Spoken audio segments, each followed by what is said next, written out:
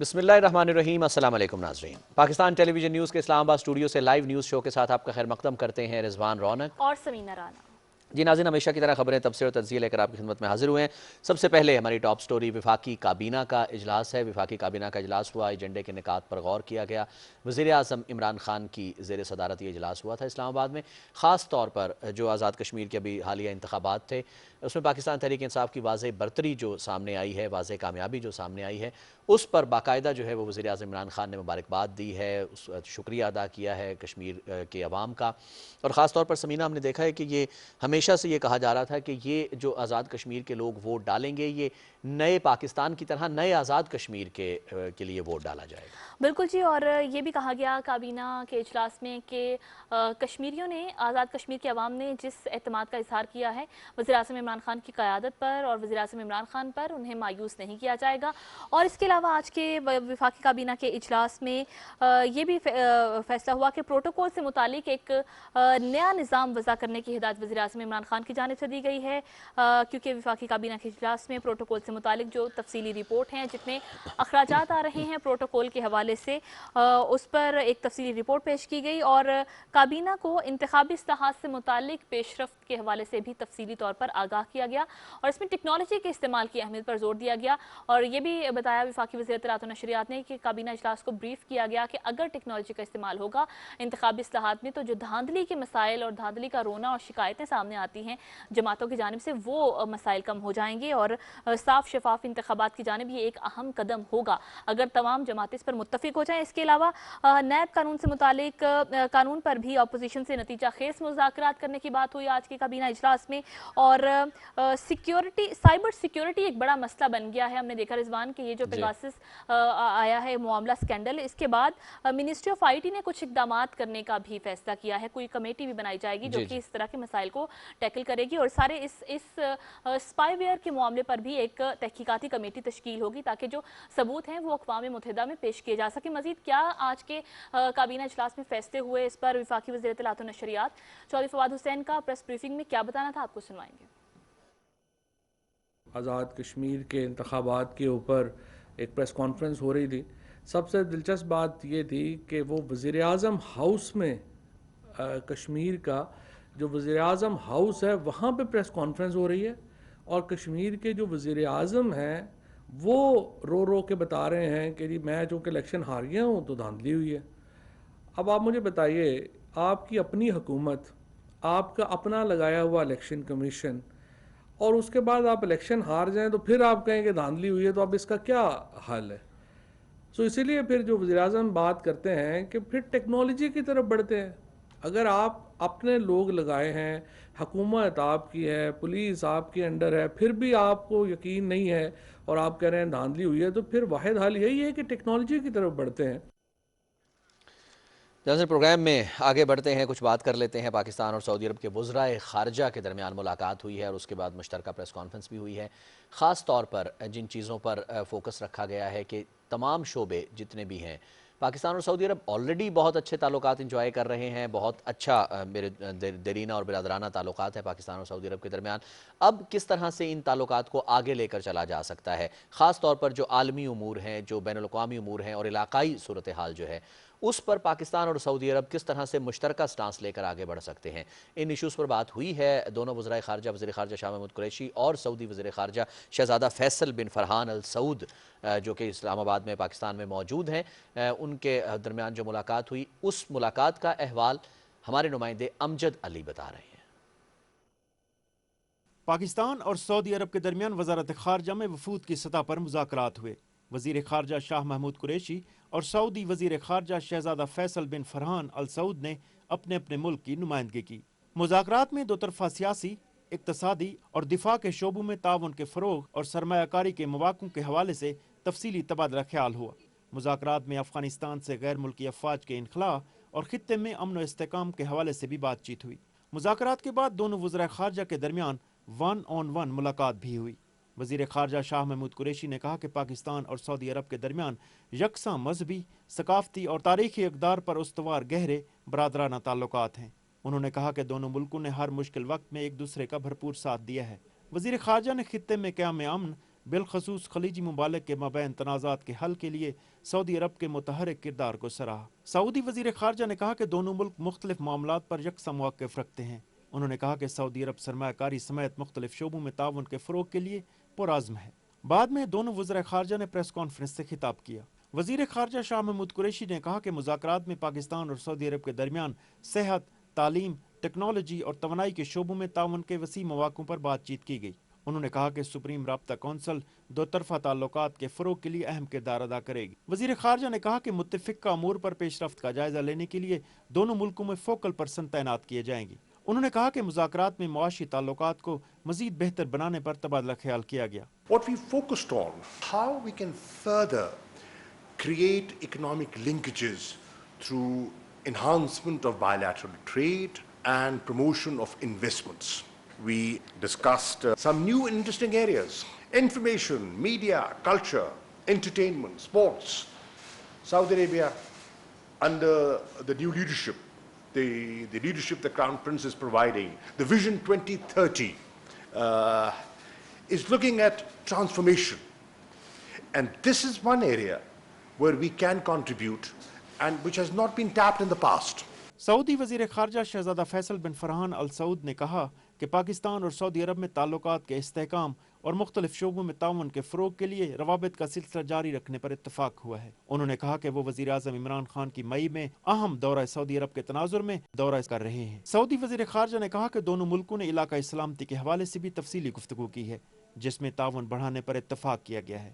Regional affairs, of course, were also present in our discussions, and there also we found clear alignment. We have a view as towards the priority to regional stability, regional security, dialogue.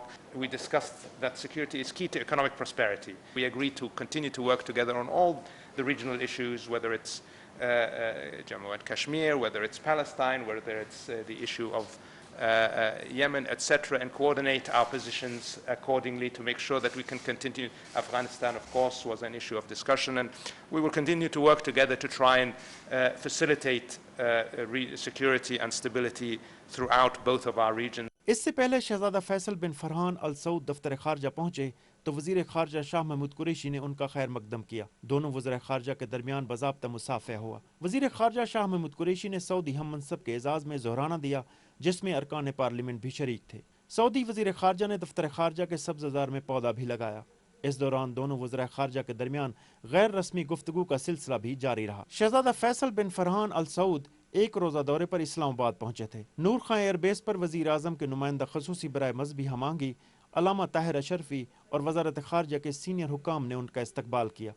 Amjad Ali, Pakistan television news, Islamabad.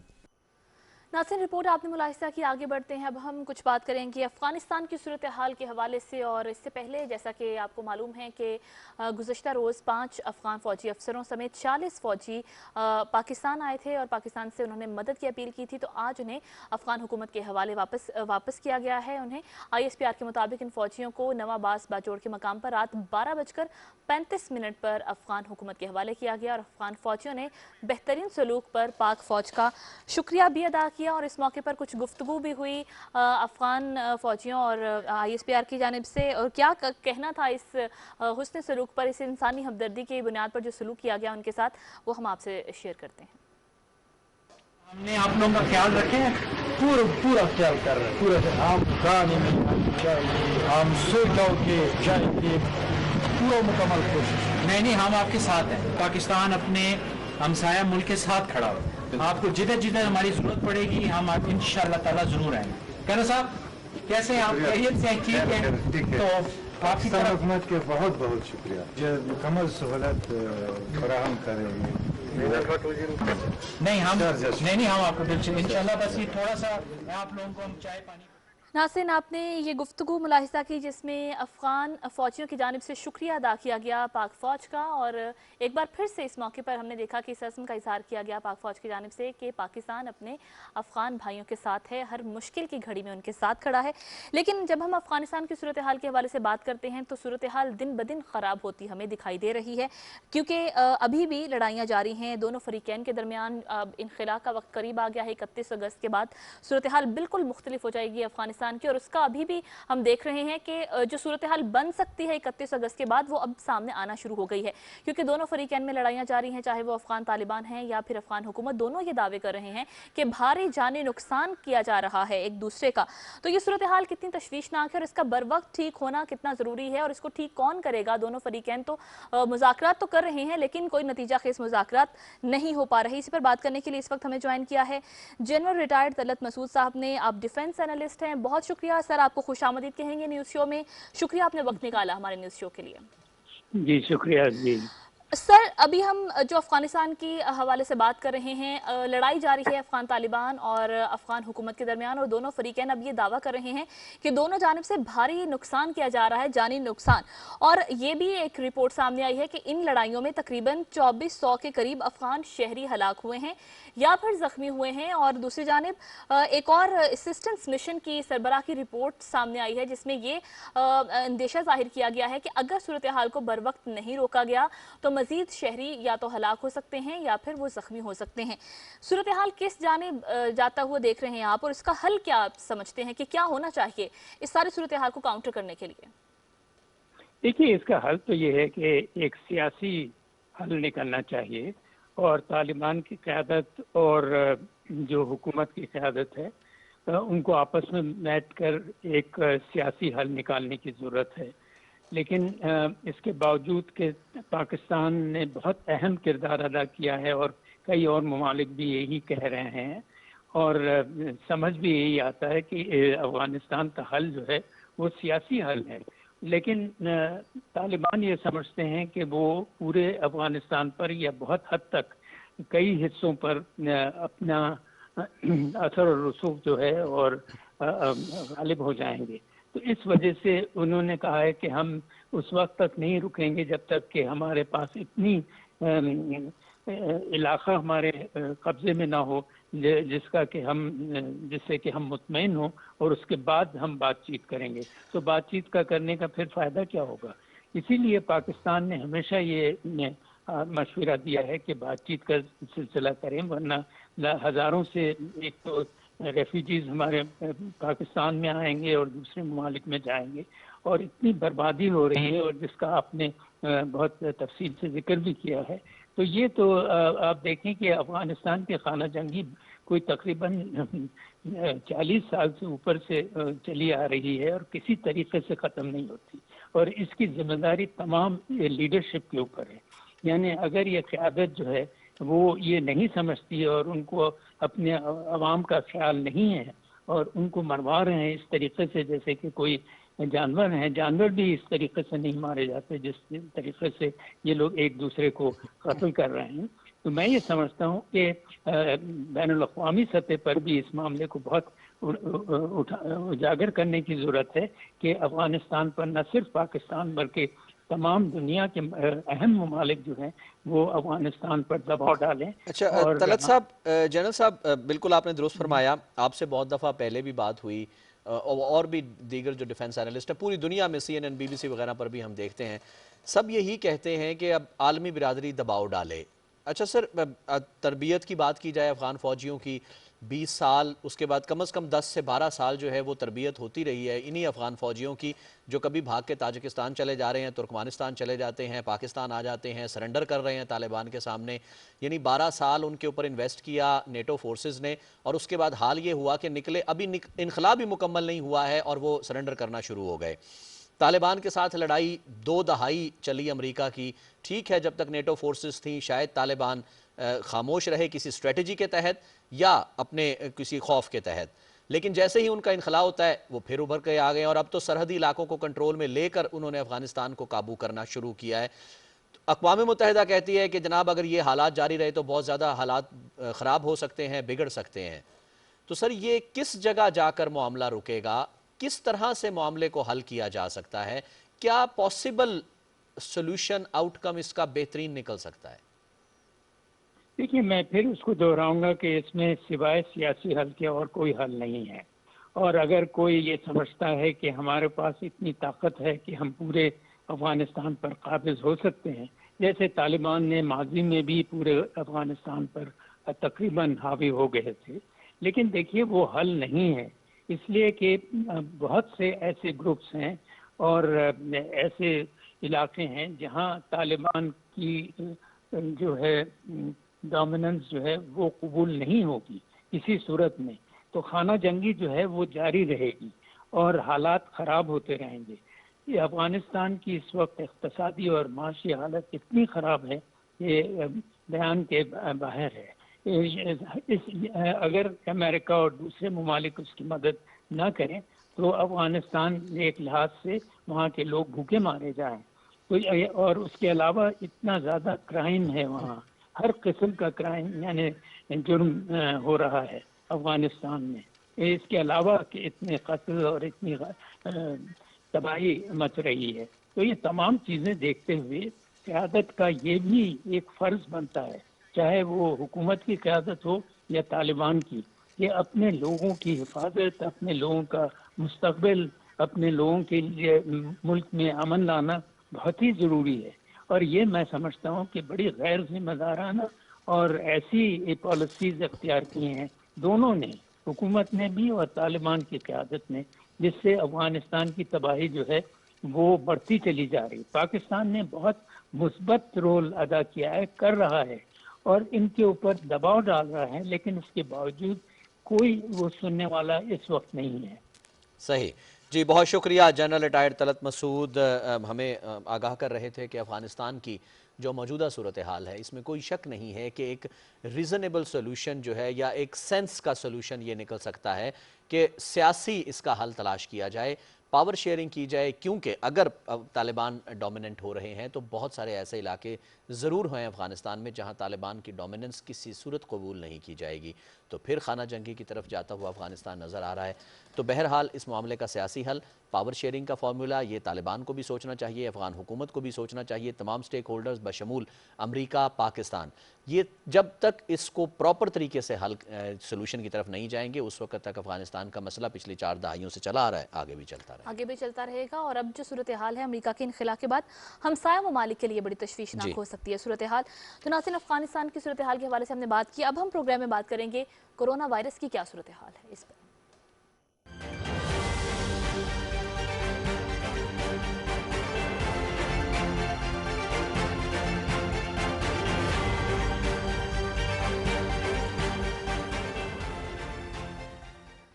नाज़रीन, सबसे पहले बात कर लेते हैं कि पाकिस्तान में corona virus की क्या सूरत हाल है। इस वक्त मस्बत केसेस की शरह 6.6% रही, जबकि 39 अफराद जान बहक हो गए और गुज़श्ता रोज़ 49,412 टेस्ट किए गए हैं, जिनमें से 3,262 अफराद में कोरोना वायरस की तशख़ीस हुई है और मुल्क में कोरोना से हलाकतों की तादाद 23,087 हो गई है। ये हैं वो अदाद-ओ-शुमार जो कि अभी बताए जा रहे हैं। 6.6% पर आ चुकी है ये शरह। और आज जब वफाकी वज़ीर इत्तलात व नशरियात चौधरी फवाद हुसैन प्रेस ब्रीफिंग कर रहे थे तो उसमें भी उनकी जानिब से ये कहा गया कि जो हदफ हमने रखा गया था, जो हदफ हमने सेट किया था कि इतनी देर में इतनी तादाद में लोगों को वैक्सीनेट कर दिया जाएगा, उस हदफ से अभी भी हम थोड़ा सा पीछे जा रहे हैं। और उसकी वजह यह है कि लोग रिलेक्टेंट हैं, लोग हेजिटेशन का शिकार हैं, हिचकिचाहट का शिकार हैं, वैक्सीनेशन नहीं करवा रहे। बहुत सारे लोग चूंकि अब करवा भी रहे हैं, रिजवान, ऐसा नहीं है कि नहीं करवा रहे, अवेयरनेस है, लेकिन अभी भी बहुत सारी जगहों पर ये देखने में आता है कि लोग अभी भी किसी ना किसी खौफ का शिकार हैं, किसी ना किसी अंदेशे का शिकार हैं, वो वैक्सीनेशन नहीं करवा रहे। तो इस हवाले से उन्होंने ये भी इंदिया दिया है कि अगर ऐसी सूरत हाल रही और हम अपने हदफ को हासिल ना कर सके तो फिर हम पहले तो डोर टू डोर कैंपेन शुरू करने का भी सोच रहे हैं, और उसके बावजूद भी अगर लोगों ने ताउन नहीं किया और खुद को वैक्सीनेट नहीं करवाया तो फिर फ़ोन सिम्स भी बंद की जा सकती हैं। जी बिल्कुल, फ़ोन सिम्स शायद ये धमकी जो है वो कारआमद हो जाए और लोग समझ जाएं। हालांकि हुकूमत को इस तरह की बात करने की ज़रूरत ही पेश ना आए अगर आवाम ताउन करे। हैरानी होती है कि किस तरह से वैक्सीनेशन के बारे में गलत अफवाहें फैलाई जा रही हैं। अच्छे भले पढ़े लिखे लोग, पढ़ा लिखा तबका, बाशऊर तबका अगर डेफिनेटली इस किस्म की बातें करेगा, फैलाएगा, यकीन करेगा, सबसे अफसोसनाक बात यह है कि यकीन करेगा तो फिर सूरत हाल जो है वो मज़ीद ख़राब हो सकती है। चौथी वेव जो है वो आई हुई है और इसमें बहरहाल हमें ये देखना है कि SOPs अमल दरामद अपनी जगह पर बिल्कुल ठीक है, वो एहतियात अपनी जगह पर हमें करनी है, लेकिन सबसे पहले अपने आप को वैक्सीनेट करवाना है। वैक्सीनेशन इस वक्त वो वाहिद हल है, एहतियात है जो लॉन्ग टर्म है اور بالکل ہمیں بچا سکتا ہے آگے بھی کرونا وائرس کے خطرات سے، کیونکہ جب پہلی لہر آئی تھی سمینہ، ہم نے کہا تھا دوسری نہیں آئے گی، دوسری آ گئی، ہم نے کہا تیسری نہیں آئے گی، تیسری آ گئی، ہم نے کہا چوتھی نہیں آئے گی، اب ہم فورتھ ویو سے گزر رہے ہیں۔ تو اس میں بہت زیادہ ضروری ہے کہ کسی بھی طرح سے اب اس کو جو روکا جائے، اس کی ٹریجیکٹری کو نیچے کیا جائے، اور ساتھ ہی ساتھ ویکسینیشن کا عمل اگر ایکسٹینسو کیمپین جاری رہے تو پھر کافی صورتحال بہتر ہو سکتی ہے۔ بالکل جی، اور چوتھی ویو تو ہے ہی ہے، لیکن ہم دیکھ رہے ہیں رضوان کہ بہت سارے ویرینٹس بھی اس ویو میں شامل ہو گئے ہیں جو کہ زیادہ تشویش کا باعث بن رہے ہیں، اور یہ جو بھی لیٹسٹ ویرینٹس انڈین ویرینٹس ہے ڈیلٹا، یہ تو بہت تیزی سے پھیل رہا ہے، تو لہٰذا جتنا خطرہ ہے اتنی ہی احتیاط کی بھی ضرورت ہے۔ آگے بڑھتے ہیں ناظرین، ایک اور خبر آپ کے ساتھ شیئر کر لیتے ہیں۔ گزشتہ روز یہ خبر آئی K2 کو سر کرنے کی مہم کے دوران لاپتہ ہونے والے پاکستانی کوپیما محمد علی صدپارہ اور ان کے ساتھی آئس لینڈ کی جان سنوری اور چلی کی جان پابلو، جو کہ 5 ماہ پہلے دنیا کی بلند ترین چوٹی K2 کو سر کرنے کے لیے ایک مہم پر نکلے تھے، ان کے جسد خاکی مل گئے ہیں، جو کہ چوٹی کے خطرناک ترین مقام سے 400 میٹر دور ان کے جسد خاکی ملے ہیں۔ جی بالکل، جیسے آپ نے کہا کہ چوٹی کا خطرناک ترین مقام جو ہے، خطرناک ترین مقام جو ہے وہ باٹل نیک ہوتا ہے، باٹل نیک میں ہی جو ہے یہ لاپتہ ہوئے تھے، اور پھر اس کے بعد بہت زیادہ تلاش کرنے کی کوشش بھی کی گئی تھی، سردیاں تھیں، اوپر سے برف اور مزید گر رہی تھی، تو یہ بہرحال صورتحال تھی کہ تلاش میں ناکامی ہوئی تھی، لیکن اب بہرحال ان کی لاشیں مل گئی ہیں، یعنی پہاڑوں کا بیٹا جو محمد علی صدپارہ لاپتہ ہوا تھا وہ پہاڑوں میں ہی مل گیا ہے، اور ان کے بیٹے ساجد صدپارہ نے بھی تصدیق کر دی ہے ان کے جسد خاکی کی۔ ہمارے اسکردو سے ہمارے نمائندے قاسم نسیم اس وقت ہمیں جوائن کر چکے ہیں ٹیلی فون لائن پر، ان سے بات کرتے ہیں، تمام معلومات لیتے ہیں۔ قاسم نسیم، ساجد صدپارہ نے بھی تصدیق کر دی ہے، محمد علی صدپارہ جو کہ لاپتہ ہوئے تھے ان کا جسد خاکی اور دوسرے جو نیپالی ان کے ساتھ کوپیما تھے وہ بھی مل گئے ہیں، کیا تفصیلات ہیں آپ کے پاس اس حوالے سے؟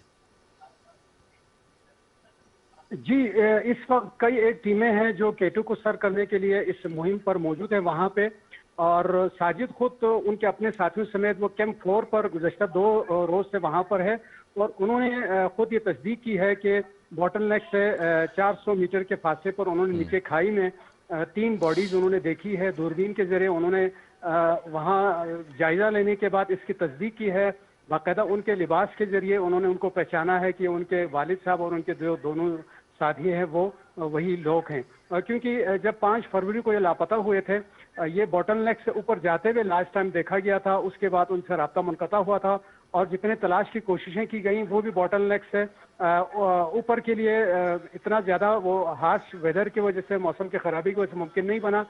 کیمپ 4 کیمپ 3 تک جو ہے اس کی تلاش کا سلسلہ جاری رہا تھا، اور 18 مارچ کو موسم کے نامساعد موسم کی وجہ سے اس آپریشن کو روکا گیا تھا اور آفیشلی ان کو ڈیتھ ڈکلیئر کر دیا گیا تھا، اور ابھی ساجد اس عزم کے ساتھ تھے کہ وہ خود دوبارہ K2 پر جائیں گے بھی، اور اپنے والد سمیت جو ان کے ساتھی ہیں ان کے باڈیز کو تلاش کرنے کی وہ بھرپور کوشش کریں گے۔ اب یہ ان کی خوش قسمتی ہے، وہ کیمپ 4 پر تھے تو ان کی نظر پڑی ہے وہاں پر، اور پہلے جو نیپالی کوپیما وہاں تھے شرپال تھے انہوں نے یہ باڈیز دیکھی، پھر ساجد اور ان کے ساتھیوں نے بھی یہ تصدیق کی ہے۔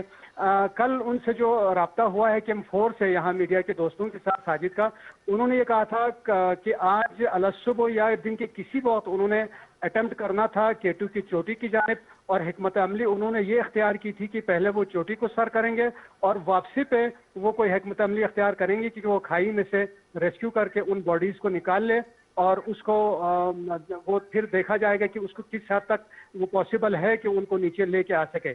تو آج یہ ہم توقع کر رہے ہیں کسی بھی لمحے وہاں سے پہلے یہ خوشخبری آئے گی کہ انہوں نے چوٹی کو سبمٹ کر لیا ہے، سر کر لیا ہے، اور واپسی پہ پھر وہ یہ جو سرچ آپریشن ہے، ریسکیو آپریشن وہ کریں گے، جس کھائی ٹھیک ہے۔ قاسم نسیم، جیسے آپ بتا رہے ہیں کہ اونچائی زیادہ ہے اور کھائی میں ہے یہ لاشیں، تو ان کو نکالنا مشکل ہے، آرمی ایویشن بھی مدد کر رہی ہے اس آپریشن میں، تو کتنا مزید وقت لگ سکتا ہے یہاں تک انہیں لے کر آنے میں ڈیڈ باڈیز کو؟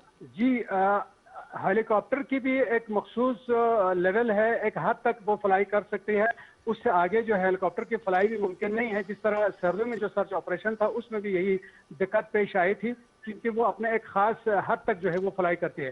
تو یہاں پر جو بھی ہونا ہے وہ مینولی ہونا ہے۔ یہ جو شرپاز ہیں اور ساجد ہیں اور ان کے جو ساتھی ہیں، انہوں نے خود جو ہے کل بھی یہ آپس میں مشاورت میں تھے، جب ہماری ان سے بات ہوئی تو ان کا یہی کہنا تھا کہ وہ کوئی حکمت عملی ایسا اختیار کریں گے اسی طریقے سے وہ کھائی سے نکال کے اس کو جو روٹین کی جو روٹ ہے کیمپ 3 کیمپ 4 پھر ادھر سے آگے جو لاسٹ اٹمپٹ جہاں سے راستہ وغیرہ فکس کر کے اس روٹ پر وہاں تک لے آنے کے بعد جو ہے پھر شاید اس سے تھوڑا نیچے آ کے پھر ہیلی وغیرہ کی مدد لے سکے. تو اوپر سے جو انہوں نے آپریشن جو بھی سلسلہ کرنا ہے وہ جو ہے مینولی ہی ہوگا. ٹھیک ہے، بہت شکریہ قاسم نسیم، آپ نے ہمیں تفصیلات کے حوالے سے آگاہ کیا. آرمی ایویشن بھی اس آپریشن میں مدد کر رہی ہے اور اس کے علاوہ یہ بھی بتایا گیا ہے کہ ان کے جو دیگر ساتھی تھے محمد علی ستپارہ کے جان سنوری، ان کی لاش ان کی اہلیہ لینا کی درخواست پر آئس لینڈ منتقل کی جائے گی، اور جو دوسرے ان کے ساتھی تھے پابلو، ان کی بہن اور ان کی والدہ پہلے ہی فیصلہ کر چکی ہیں کہ ان کی لاشیں چلی بھجوا دی جائیں گی. یہ بالکل یہ قوم کے ہیروز ہوتے ہیں اور یہ ہمیشہ یاد رہتے ہیں، اور بالکل اس میں کوئی شک نہیں ہے کہ محمد علی ستپارہ کو پورا ٹریبیوٹ جو ہے وہ پیش کیا گیا ان کی شہادت کے بعد. جیسے ہی ساجد ستپارہ نے کنفرم کیا تھا ان کے بیٹے نے کہ وہ شہید ہو گئے ہیں. اس کے ساتھ ساتھ قومیں ہمیشہ وہی زندہ رہتی ہیں جو اپنے ہیروز کو زندہ رکھتی ہیں اپنے دلوں میں، اپنی کہانیوں میں، اپنی کتابوں میں. اور اسی طرح ہمارے ہیرو پہلا نشان حیدر جنہوں نے حاصل کیا کیپٹن محمد سرور شہید، آج کے دن 73 سال پہلے جو ہے وہ شہید ہوئے تھے. 1948 کی جنگ کشمیر کے حوالے سے تمام ہسٹری کی کتابوں میں موجود ہے. وہاں پر انتہائی بہادری اور شجاعت سے لڑتے ہوئے اپنی جان جو ہے وہ جان آفرین کے سپرد کی، اپنے وطن پر نچھاور کر دی تھی، اپنی دھرتی پر نچھاور کر دی تھی، اور اسی کو خراج تحسین پیش کیا ہے D G I S P R نے. ان کا یہ کہنا ہے کہ سرور شہید نے، کیپٹن سرور شہید نے 1948 میں جو کشمیر کی جنگ تھی اس میں انتہائی جرأت اور بہادری کے ساتھ اپنی جان جو ہے وہ نچھاور کی اپنے وطن پر، مادر وطن پر، پاکستان پر. اور یہ ہمیشہ یاد رکھا جائے گا، جیسے کہ ہم پہلے بھی ناظرین آپ سے بتا رہے تھے کہ قومیں ہمیشہ وہ زندہ رہتی ہیں جو اپنے ہیروز کو زندہ رکھتی ہیں. بالکل جی، اسی حوالے سے ایک رپورٹ بھی تیار کی ہے پاکستان ٹیلی ویژن نیوز نے، آپ یہ رپورٹ ملاحظہ کیجیے.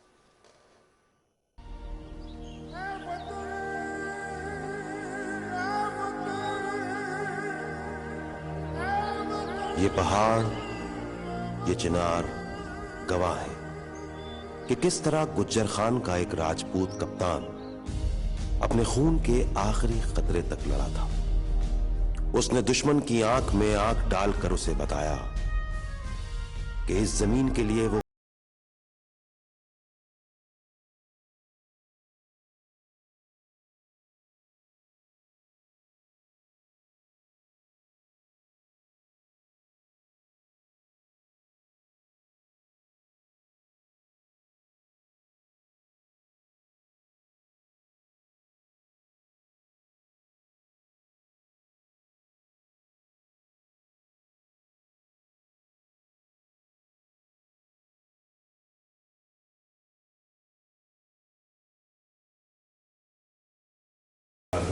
اور پاکستان کی عوام اور بالخصوص نوجوان طبقہ ان کی قربانیوں پر فخر محسوس کرتا ہے.